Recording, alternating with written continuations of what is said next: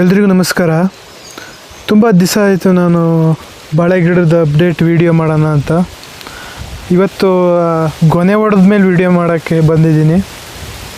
ಹೌದು, ನಾನು 3 ತಿಂಗಳದ್ದು ಒಂದು ವೀಡಿಯೋ, 4-5 ತಿಂಗಳದ್ದು ಒಂದು ವೀಡಿಯೋ ಅಪ್ಲೋಡ್ ಮಾಡಿದ್ದೆ. ನೀವು ನೋಡ್ಬೋದು, ನಾನು ಇದರಲ್ಲೂ ಹಾಕಿರ್ತೀನಿ ಲಿಂಕ. ಅವ್ನು ನೋಡಿರಿ, 1-3 ತಿಂಗಳದ್ದು, 4-5 ತಿಂಗಳದ್ದು ಹೇಗೆ ಬಾಳೆ ಗಿಡ ಬೆಳೆಸಿದ್ದೀನಿ ಅಂತ ಹಾಕಿದ್ದೀನಿ. ಇದು ಈಗ 13 ತಿಂಗಳು ಬಾಳೆ ಗಿಡ. ನೀವು ಸಾಕು. ಈ ಫಸ್ಟಿಂದ ನಾನು ಹೇಳಬೇಕಂದ್ರೆ 10x10 ಅಡಿ ದಾಯ ಹಾಕಿದ್ದೀನಿ. ಗುಂಪು ಬಾಳೆ ಮಾಡೋಣ ಅಂತಲೇ ಹಾಕಿದ್ದೀನಿ. ಸದ್ಯಕ್ಕೆ ಈಗ ಫಸ್ಟ್ನೇ ಬೆಳೆನ ಒಂದೇ ಒಂದು ಕಂದು ಬಿಟ್ಕೊಂಡು ಮಾಡೋಣ ಅಂತ ಒಂದು ಸ್ಟೆಮ್ ಮಾತ್ರ ಬಿಟ್ಕೊಂಡಿದ್ದೀನಿ. ಇನ್ನು ಇದರಿಂದ ಗುಂಪು ಬಾಳೆ ಮಾಡೋಣ ಅಂತ ಮಾಡ್ತಾಯಿದ್ದೀನಿ. ಇಲ್ಲಿ ನೋಡ್ಬೋದು, ಸುಮಾರಷ್ಟು ಈಗ 100 ಗಿಡ ಬಾಳೆ ಗಿಡ ಇದ್ದಾವೆ. ಸುಮಾರಷ್ಟು ಒಂದು 30 ಗಿಡ ಅಂತೂ ಹೆಚ್ಚು ಕಮ್ಮಿ 30 ಗಿಡ ಹೊಡೆದವೆ, ಗೊನೆ ಬಂದವೆ. ನಾನು ಸರಿಗಿಂತ ಇಲ್ಲಿ ತಪ್ಪೇ ಜಾಸ್ತಿ ಮಾಡಿದ್ದೀನಿ ಈ ಬಾಳೆ ಗಿಡದಲ್ಲಿ. ಹೇಳಬೇಕು ಅಂದರೆ ಏನೇನು ಸರಿ ಮಾಡಿದ್ದೀನಿ, ಏನು ತಪ್ಪು ಮಾಡಿದ್ದೀನಿ ಅಂತ ನಿಮಗೆ ಈ ವಿಡಿಯೋದಲ್ಲಿ ಹೇಳೋಕ್ಕೆ ಅಂತಲೇ ಬಂದಿದ್ದೀನಿ. ಫಸ್ಟ್ನೇದು, ಈ ಬಾಳೆ ಗಿಡಕ್ಕೆ ನಾನು ತಪ್ಪುಗಳು ಏನು ಮಾಡಿದ್ದೀನಿ ಅಂದರೆ, ಬಾಳೆ ಗಿಡಕ್ಕೆ ಫಸ್ಟಿಂದ ನಾನು ಸಾವಯವ ಮಾಡೋಣ ಅಂತಲೇ ತೀರ್ಮಾನ ಮಾಡ್ಕೊಂಡು ಪೂರಾ ಏನು ಕೆಮಿಕಲ್ ಹಾಕ್ತಾನೆ, ಮಣ್ಣು ಗೊಬ್ಬರ, ದನಿನ ಗೊಬ್ಬರ, ಕೊಟ್ಟಿಗೆ ಗೊಬ್ಬರ ಮಾತ್ರನೇ ಹಾಕ್ತಾಯಿದ್ದೆ. ಯಾವ ಬೇರೆ ಕೆಮಿಕಲ್ನೂ ಬಳಸ್ತಾ ಇರಲಿಲ್ಲ. 1-3 ತಿಂಗಳು ಹೆಂಗೋ ಚೆನ್ನಾಗೇ ಬಂತು ಬಾಳೆ. ನೀಟಾಗಿ ಗೊಬ್ಬರ ಹಾಕ್ತಿದ್ದೆ. 2 ತಿಂಗಳಿಗೆ ಒಂದು ಸತಿನಾರ ಗೊಬ್ಬರ ಹಾಕ್ತಿದ್ದೆ, ಕೊಟ್ಟಿಗೆ ಗೊಬ್ಬರ ಹಾಕ್ತಾಯಿದ್ದೆ. 3-4-5 ತಿಂಗಳಿಗೆ ಚೆನ್ನಾಗೇ ಕಾಣ್ತಿದ್ದು ನಮಗೆ, ಯಾಕೆಂದರೆ ಗೊಬ್ಬರ ತಿಂದು ಚೆನ್ನಾಗಿ ಕಾಣ್ತಾಯಿದ್ದು. 6-7 ತಿಂಗಳಿಂದ ಸುಮಾರಷ್ಟು ನನಗೆ ಈ ಕೆಂಪು, ಈ ಥರ ನೋಡಿ ಕೆಂಪು ಬಂದ್ಬಿಟ್ಟು, ನಾನು ಏನಾಯಿತು ಅಂದರೆ ಸಬಡೆ ಮಾಡಿದೆ. ಯಾಕೆ 6-7 ತಿಂಗಳ ಕೆಂಪು ಆಯಿತು ಅಂದರೆ, ನಾನು ಮತ್ತೆ ಯಾವ ಗೊಬ್ಬರನೂ ಕೊಡೋಕೆ ಹೋಗಲಿಲ್ಲ. ನಾನು ನನ್ನ ಸೋಂಬೇರಿತನದಿಂದ ನಾನು ಗೊಬ್ಬರ ಹಾಕಲೇ ಇಲ್ಲ. ಈ ಗೊನೆ ಹೊಡೆಯೋ ಟೈಮಲ್ಲೂ ನಾನು ಗೊಬ್ಬರ ಹಾಕೋಕ್ಕೆ ಆಗಲೇ ಇಲ್ಲ. ನಾನು ಫಸ್ಟಿಂದನೂ ಸಾವಯವ ಅಂದ್ಕೊಂಡು ನಾನು ಗೊಬ್ಬರ ಹಾಕೋಕ್ಕೆ ಆಗಲಿಲ್ಲ ನನ್ನ ಕೈಗೆ. ಆಮೇಲೆ 6 ಗೊನೆ ಹೊಡೆಯೋ ತನಕ ನಾನು ಸುಮಾರಷ್ಟು 3 ತಿಂಗಳು ಏನು ಹಾಕಿದ್ದನ್ನ ಬಿಟ್ಟು ಗೊನೆ ಹೊಡೆಯೋ ತನಕ ನಾನು ಏನೂ ಗೊಬ್ಬರ ಬಳಸಲೇ ಇಲ್ಲ. ಯಾವ ಇದು ಹಾಕಲಿ, ಕೆಮಿಕಲ್ ಹಾಕಲಿಲ್ಲ, ಮತ್ತು ಕೊಟ್ಟಿಗೆ ಗೊಬ್ಬರನೂ ಹಾಕಲಿಲ್ಲ ನಾನು. ಆಗ ನನಗೆ ಗೊನೆ ಹೊಡೆದಾಗ ಎಲ್ಲ ಗೊನೆ ಸಣ್ಣ ಹಿಂಗೆ ಪಿಚ್ಚುಳಿ ಹಂಗೆ ಬಂದು, ಆಮೇಲೆ ಜಾಸ್ತಿ ಗೊನೆನೂ ದಪ್ಪ ಬರಲಿಲ್ಲ. ಒಂದು 6 ಗೊನೆ ಕೊಯ್ದಿನಿ ಇಷ್ಟೊತ್ತಿಗೆ. ಏನು ಮೊನ್ನೆ ಒಂದು ಸತಿ 3 ಗೊನೆ ಕೊಟ್ಟಿದ್ದೆ ನಾನು, 30 ರೂಪಾಯಿ kg ಹಂಗೆ. 30 ರೂಪಾಯಿ kg ಹಂಗೆ 3 ಗೊನೆಯ 400 ರೂಪಾಯಿ ದುಡ್ಡಾಯಿತು. ಅದರಲ್ಲಿ ಹೊಡ್ಕೊಂಡಿದ್ವಲ್ಲ ಕಾಯಿ, ಮತ್ತು ಒಂದೊಂದು ಗೊನೆ 5 kg ಬಂದು ನಾನು ಬೇಸರ ಆಯಿತು. ನಾನು ಫಸ್ಟಿಂದನೂ ನಾನು ಸೋಂಬೇರಿತನ ಮಾಡಲಿಲ್ಲ ಅಂದಿದ್ದರೆ ಚೆನ್ನಾಗಿರೋದು ಬಾಳೆ ಇನ್ನೂ ಅಂತ. 5-5 kg 15 kg ಅಷ್ಟೇ ಬಂದಿದ್ದು. ಅಷ್ಟು ಬಾಳೆ ಗಿಡ ಚೆನ್ನಾಗಿ ಬಂದರೆ 8 kg ಬಂದರೆ ಗೊನೆ, ಅದು ಅಯ್ಯಷ್ಟು ಅಂತ. ಇಲ್ಲಿ ನೋಡ್ತಾ ಇರ್ಬೋದು ನೀವು ವಿಡಿಯೋನ. ಈ ಗಿಡ ನೋಡಿ ಯಾವ ಥರ ಆಗಿದೆ ನೋಡ್ಬೋದು. ಪೂರಾ ಬರ್ತಿದೆ.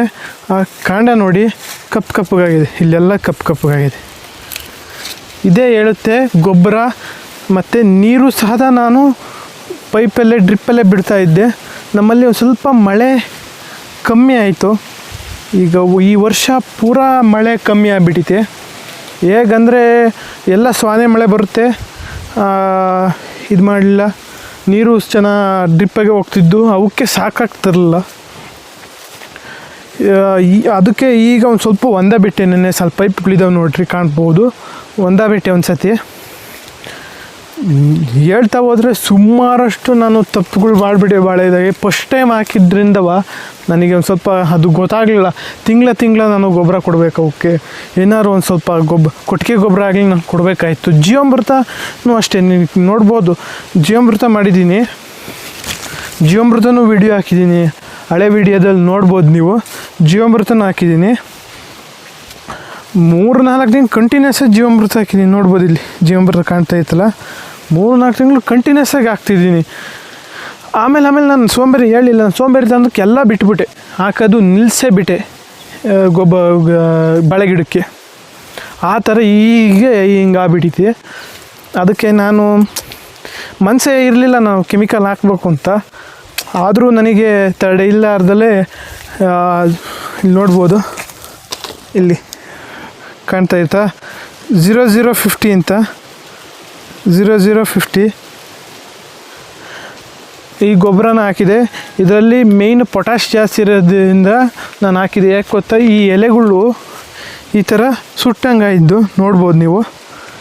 ಎಲೆಗಳು ಏನು ಸುಟ್ಟಿದಾವೋ ಅದು ಪೊಟ್ಯಾಶ್ ಕೊರತೆಯಿಂದ ಆಗಿರೋದು ಅಂತ.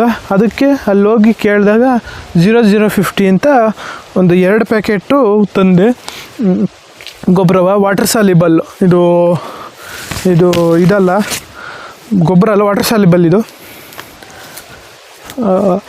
ಆವಾಗ ಗಿಡಕ್ಕೆ ಒಂದು ಡ್ರಮ್ ನೀರು ತುಂಬಿಸ್ಕೊಂಡು 2 ಲೀಟ್ರ್ ಒಯ್ದೆ, 2 kg ಹಾಕಿ. ಆಗ ಒಂದು ಸ್ವಲ್ಪ ಪರವಾಗಿಲ್ಲ, ಮೇಲಿನ ಎಲೆಗಳು ನೋಡ್ಬೋದು ನೀವು, ಈಗ ಎಲ್ಲ ಹಸಿರಾಗಿದೆ. ಅದೇ ಹೇಳ್ತಿಲ್ವಾ, ನೀವು ಯಾವಾಗಲೂ ಮಾಡಬೇಕು ಅಂದರೆ ಫಸ್ಟಿಂದನೇ ನೀವು ಸಾವಯವ ಮಾಡ್ತೀವಿ ಅಂದರೆ ತಿಂಗಳ ಏನಾದ್ರು ಒಂದು ಚೂರು ಹಾಕ್ತಾ ಇರಬೇಕು. ಗೊಬ್ಬರ, ಕೊಟ್ಟಿಗೆ ಗೊಬ್ಬರ, ಕುರಿ ಗೊಬ್ಬರ, ಏನಾರು ಕಾಂಪೋಸ್ಟ್ ತರಿಸಿ ಏನಾರು ಒಂದು ಹಾಕ್ತಾ ಇರಬೇಕು. ನಾನು ಫಸ್ಟ್ನೇ ಬಾಳೆ ಬೆಳೆಯುತ್ತಿದ್ದೀನಿ ಅಂದಾಗ ಇವೆಲ್ಲ ನಾನು ಚಾಲೆಂಜಸ್ ಫೇಸ್ ಮಾಡಲೇಬೇಕಾಗತ್ತೆ ನಾವು. ಆಮೇಲೆ ಈ ಕಾಯಿ ಹೊಡ್ಕ, ಇದೊಂದು ಕಾಯಿ ಹೊಡ್ಕೋದು ಹೇಳಿಲ್ಲ. ಈ ಕಾಯಿ ಯಾಕೆ ಹೊಡಿತವೆ ಅಂದರೆ ಇವು ಸಿಯನ್ನು ಹಾಕ್ಬೇಕಂತೆ. ಗೊಬ್ಬರದ ಅಂಗಡಿಗೆ 15 ಸಹ ಬಿಟ್ಟು ನೀವು ಇನ್ನೊಂದು 2 kg ತಗೊಂಡೋಗಿ ಸಿಯನ್ನು ಹಾಕಿ, ಕಾಯಿ ಹೊಡ್ಕ ಏನೂ ಬರೋಲ್ಲ ಅಂದರು. ಅದಕ್ಕೆ ಇನ್ನೂ ಹಾಕಿಲ್ಲ, ಹಾಕಬೇಕು ಅಂತ ತರಿಸ್ಕೊಂಡಿದ್ದೀನಿ. ಬಾಳೆ ಸುಲಭವಾಗಿ ಬೆಳಿಬೋದು, ನಾವೇ ಕಷ್ಟ ಮಾಡ್ಕೊತ ಇದ್ದೀನಿ.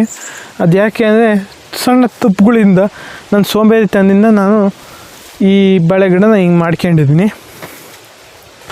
ನೆಕ್ಸ್ಟ್ ನಾನು ಏನು ಸರಿ ಮಾಡ್ತಾ ಇದ್ದೀನಿ ಅಂದರೆ, ಈ ಬಾಳೆ ಗಿಡಿದೆಯಲ್ಲ, ಈ ಸ್ಟೆಮ್ಮನ್ನು ಈ ಥರನೇ ಬಿಡಬೇಕು. ಸ್ವಲ್ಪ ಮೇಲೆ ಕತ್ತರಿಸಿ, ಎಲೆಗಳು ಕತ್ತರಿಸಿ ಹಿಂಗೆ ಥರ ಬಿಡಬೇಕು. ನೋಡಿ ಈ ಥರ ಯಾವ ಥರ ಬೆಳೆದಿದ್ದು ಪಕ್ಕದ ಕಂದು ಚೆನ್ನಾಗೇ ಬೆಳೀತೈತೆ. ಆಮೇಲೆ ಈ ಸ್ಟೆಮ್ಗೆ ಏನೇನು ಬರ್ತಾವೋ ಕೊಯ್ದು ಹಾಕ್ಬೇಕು. 4ರಿಂದ 5 ಬಿಡಬೇಕು. ಈಗ ಒಂದು 5ರಿಂದ 6 ಸ್ಟೆಮ್ಮಾರು ಗುಂಪು ಬಾಳೆ ಮಾಡಬೇಕು ಅಂದ್ರೆ ಬಿಡ್ತೀನಿ. ಆಗ ನಾವು ತಿಂಗಳ ಜೀವಾಮೃತ 2 ತಿಂಗಳಿಗೆ ಒಂದು ಸತಿ ಕೊಟ್ಟಿಗೆ ಗೊಬ್ಬರ ಕೊಟ್ಟಬೇಕು ಅಂತ ಮಾಡ್ತಾಯಿದ್ದೀನಿ. ಏನೇ ತಪ್ಪಾದರೂ ನಾವು ಅದನ್ನ ಸರಿ ಮಾಡ್ಕೊಬೇಕು. ಕೃಷಿಯಲ್ಲಿ ಯಾರು ಸರಿ ತಪ್ಪು ನಮಗೆ ಅನುಭವ ಆದಾಗ ಅದು ಮುಂದಿನ ಸತಿ ನಾವು ಚೆನ್ನಾಗಿ ಮಾಡೋಕ್ಕೆ ಅನುಕೂಲ ಆಗುತ್ತೆ. ಈ ಬಾಳೆ ಗಿಡ 100 ಗಿಡ ಏನಿದಾವೋ ನಾನು ಸರಿಸುಮಾರು ಈ ಗುಂಪು ಬಾಳೆ ಮಾಡೋಕ್ಕೆ ಇಷ್ಟು ದಾಯ ಬಿಟ್ಟಿದ್ದೀನಿ. ಮತ್ತು ಈ ಗೊನೆ ಹೊಡೆದಾಗ ಈ ಹೂವು ಇರುತ್ತಲ್ಲ, ಈ ಹೂವನ್ನ ಕತ್ತರಿಸಾಕಬೇಕು.